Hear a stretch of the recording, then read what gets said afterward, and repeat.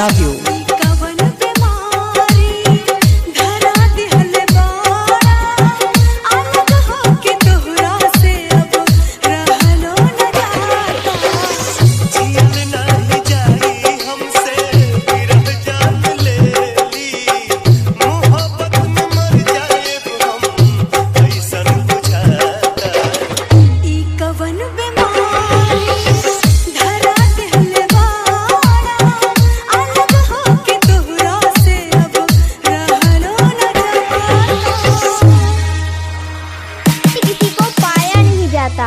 खोने से किसी को भुलाया नहीं जाता, रोने से किसी को पाया नहीं जाता, खोने से किसी को भुलाया नहीं जाता।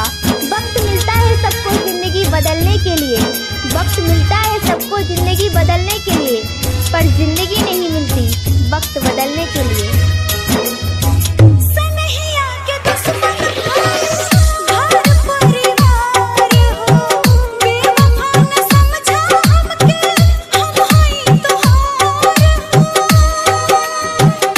प्रीति बेवफा सनम।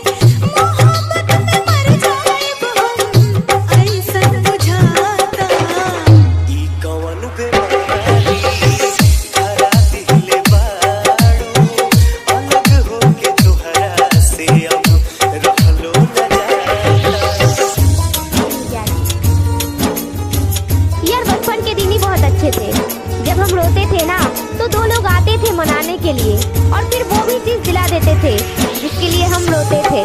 पर अब दिलवाने की बात तो छोड़ ही दो, कोई मनाने भी नहीं आता। डीजे राजू बाबू शेरपुर गया, डीजे राजू बाबू शेरपुर गया, डीजे राजू बाबू शेरपुर गया। देखब नाही तो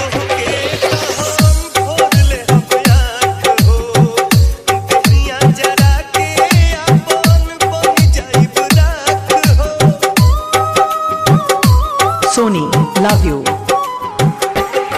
राजू बाबू, राजू बाबू।